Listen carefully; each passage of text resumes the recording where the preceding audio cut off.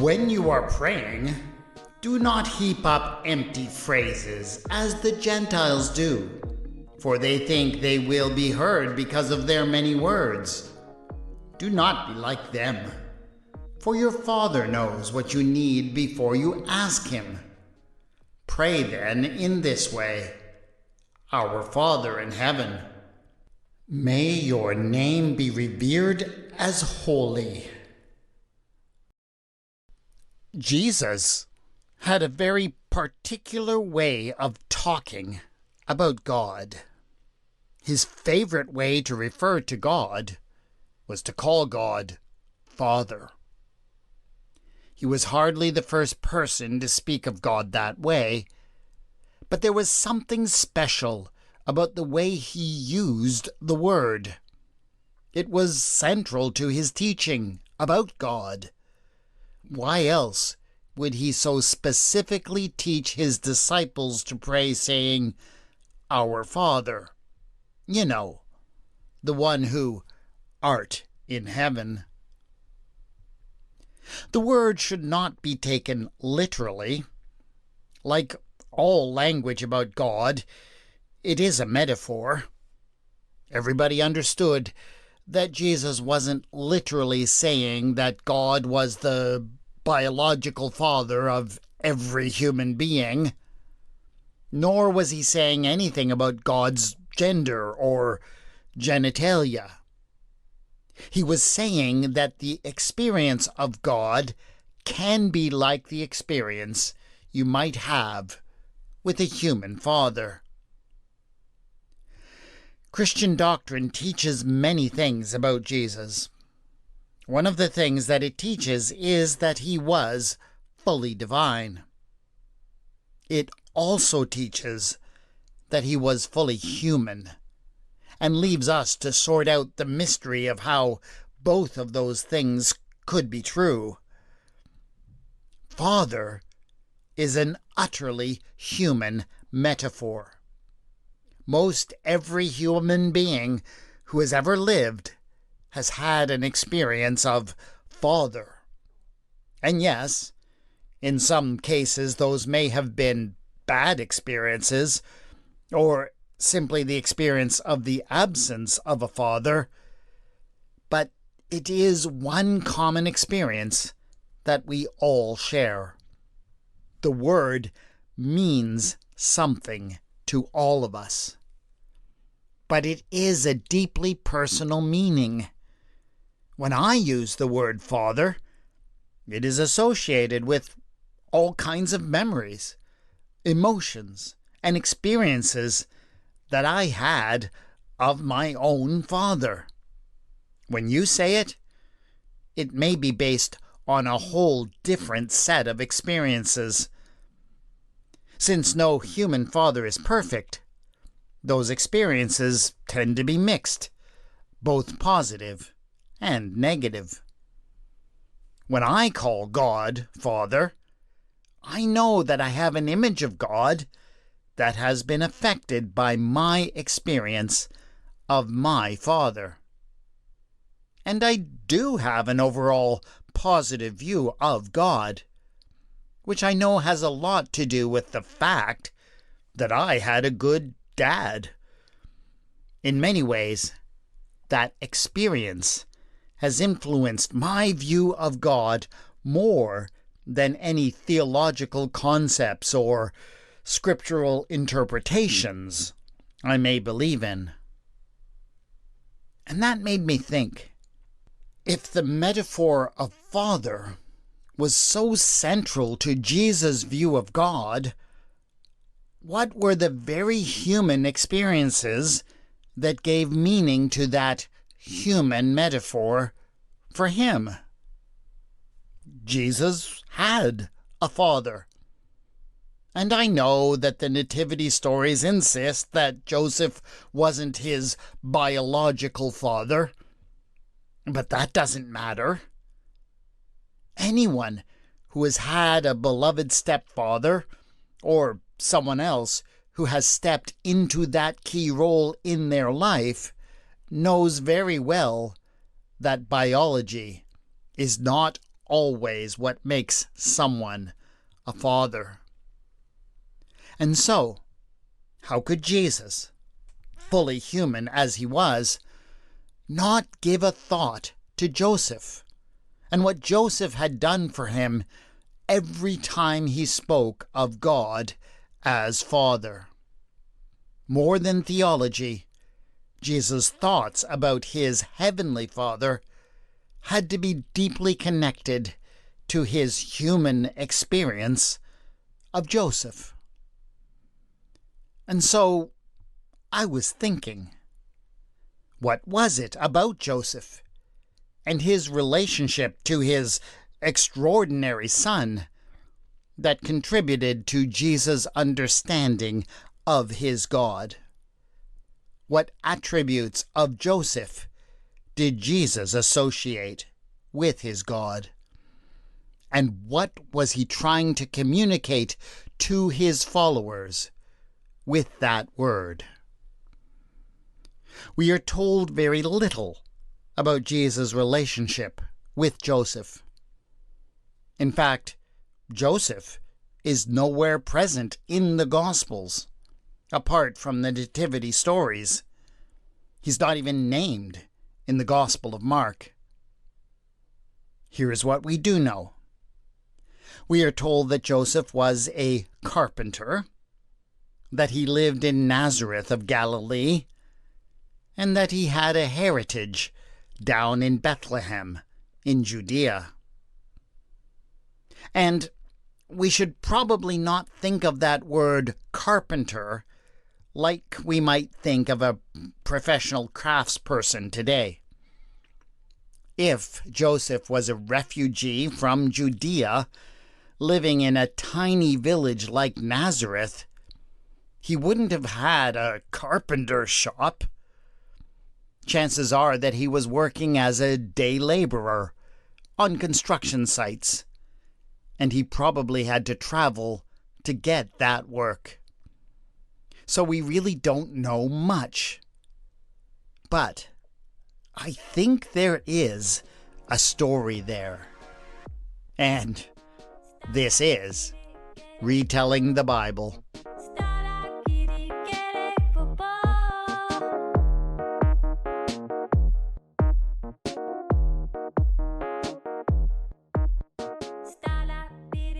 Episode 9.14, Joseph and Son, General Laborers.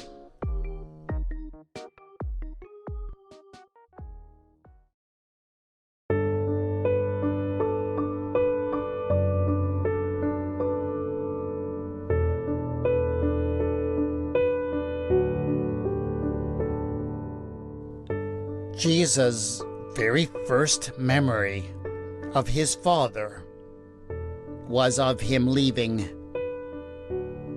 Joseph would go far away for work. He would often leave at first light on Sunday mornings, and Jesus' mother would get him up and dressed so that he could say goodbye. He would always hold his father so tight, almost as if he was hoping that if he could hold him tight enough, he wouldn't have to go. And when he was old enough, Jesus remembered putting his feelings into words and asking Joseph why he had to go. And Joseph got right down on his knees in front of his son and spoke to him as an equal. "Your Abba has important work to do," he said. "You mean," Jesus wanted to know, "you have to build important palaces and walls for the king in the big city?" "Well, not really," Joseph smiled.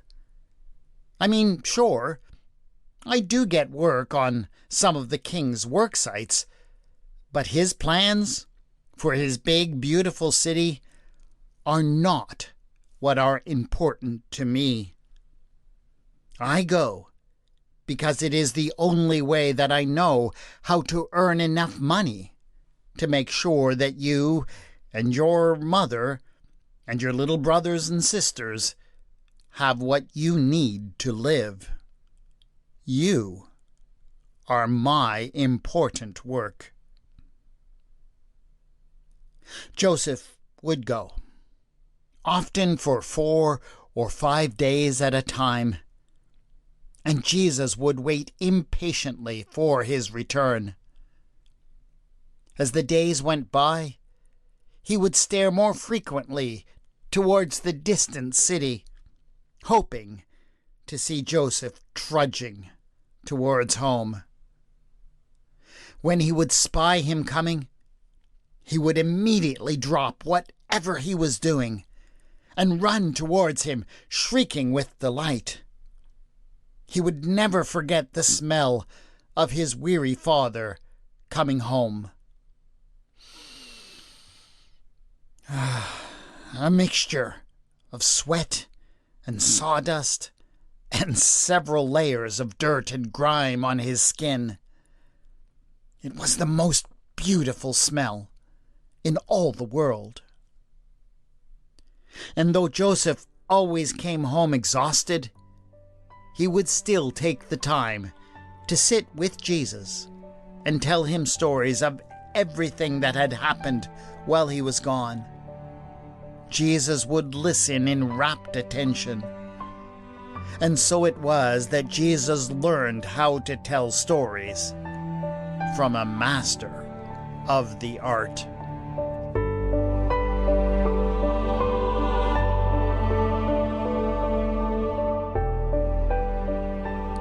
As Jesus grew, the day came when he was finally old enough to join his father in the work.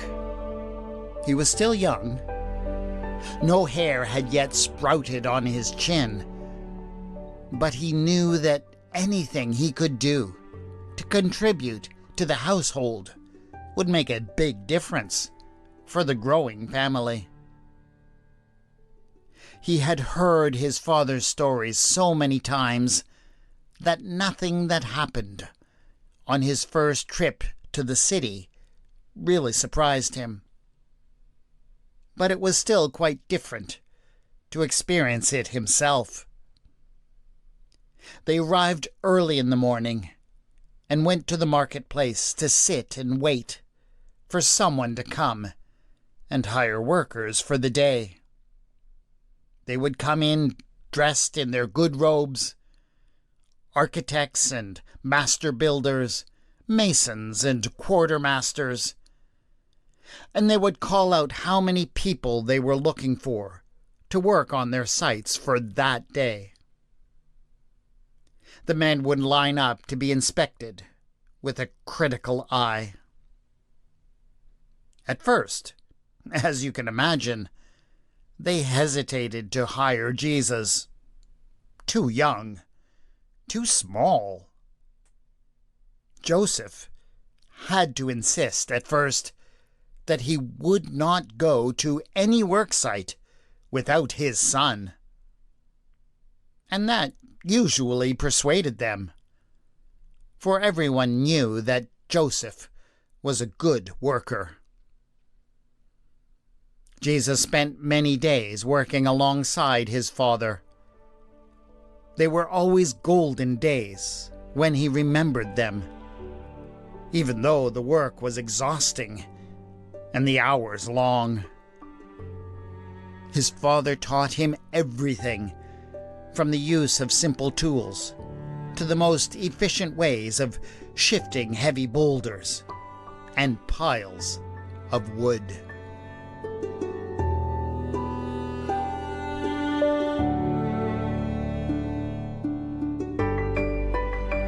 That was how their life went for years.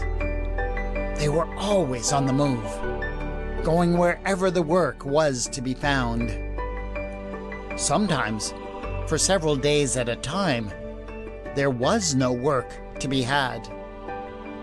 Those were hard times, and Jesus, a young and growing boy, might have grumbled at being hungry. But his father encouraged him Ask, and it will be given to you, son. Search, and you will find. Knock, and the door will be opened for you." And he meant it literally. They would pray and ask God for what they needed. They would also not hesitate to ask for hospitality or knock on a door they were passing. Jesus was constantly amazed how kind and generous people could be, even when they did not have much themselves. And, of course, Joseph also demonstrated an equal willingness to share. Whenever he had anything to spare, he would give to anyone who asked of him, and do it joyfully. Of all the lessons that Jesus learned from his Father, that was the one that drove deepest into his soul.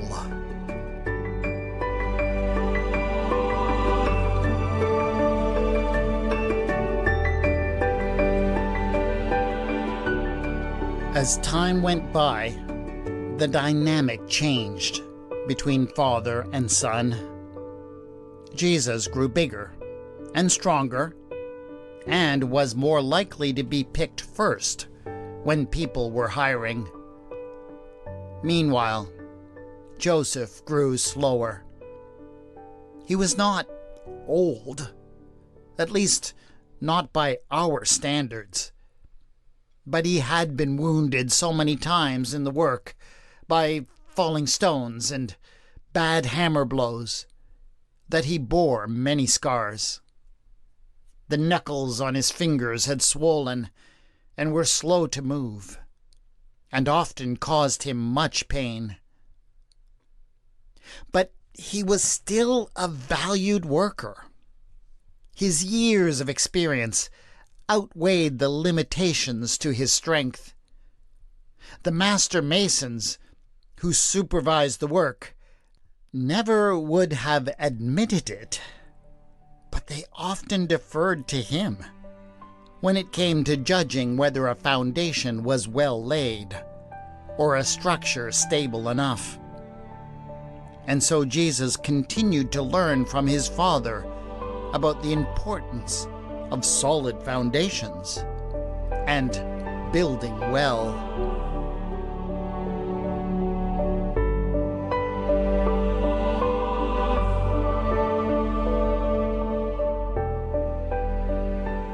As the years went by, King Herod Antipas stopped his building projects in Sepphoris to build a new city called Tiberias on the shores of the Sea of Galilee.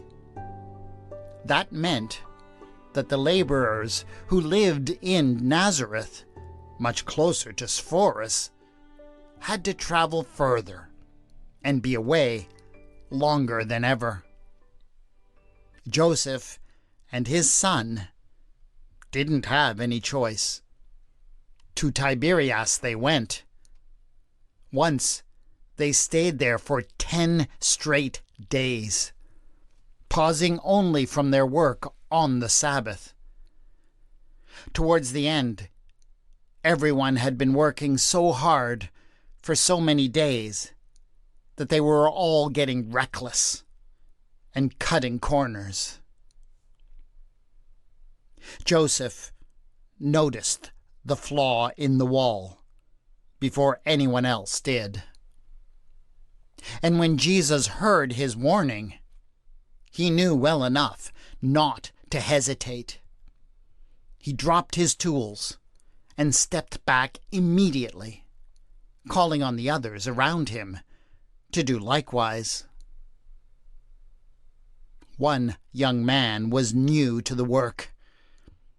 He did not recognize the urgency or the wisdom in the old man's voice.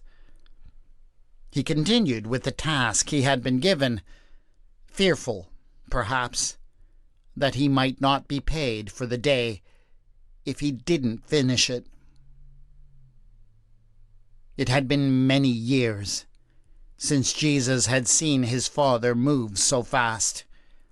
He grasped the straggler, and with a strength that he had almost forgotten he once had, he bodily flung the young man out of the danger zone. Unfortunately, having accomplished such a thing, Joseph had no reserves of strength or speed left to get himself to safety.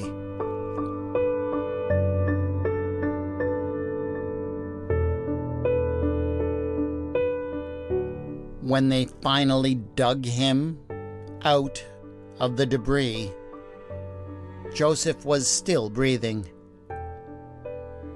But everyone understood that it would not be for long. As his son took his hand, Joseph used his final breaths to set Jesus on a course that would change history. He made him promise that he would not spend the rest of his life traveling from job to job, only to earn enough to get by. There is something special about you, he gasped between ragged breaths. I have always known it. You have been sent to announce a different kind of kingdom than the one that Herod is trying to build up. You must turn your heart fully to that work now.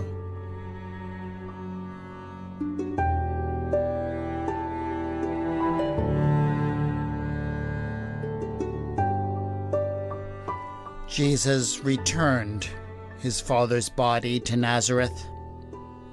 There he mourned him, together with his mother and his brothers and sisters. But once the time of mourning was over, he headed out to the far side of the Jordan, where he had heard a man named John was baptizing people. But he never forgot his father.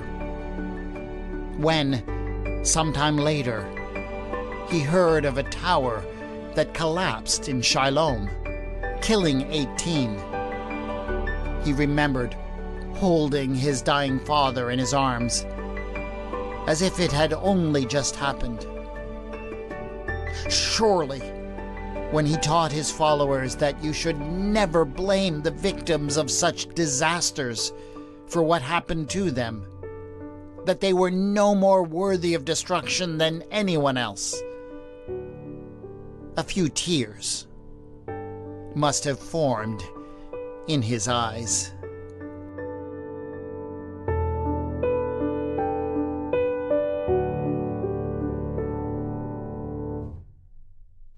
When Jesus taught us to pray and say, "Our Father," he knew he was using a loaded term, that it came with all of the baggage that came with the role and expectations that were put upon a father in early first century Galilee.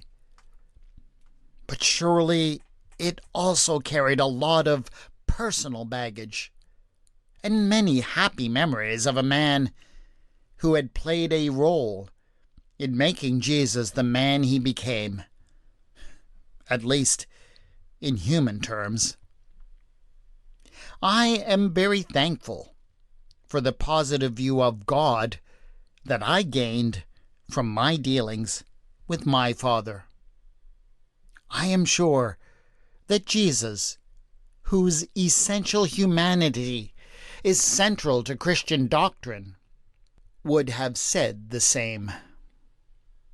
I know that word Father is an emotionally loaded term for each one of us. I would encourage all of you to consider all of the ways in which all of that emotional baggage, good, bad, or indifferent, has influenced your idea of God. But do not forget, our human experience of human fathers can never define or limit who God is.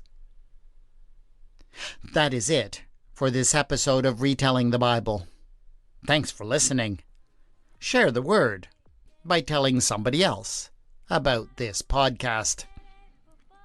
The theme music for the podcast is Ada by Kevin MacLeod, and the mood music for this episode was Lonely Fish by Sasha End.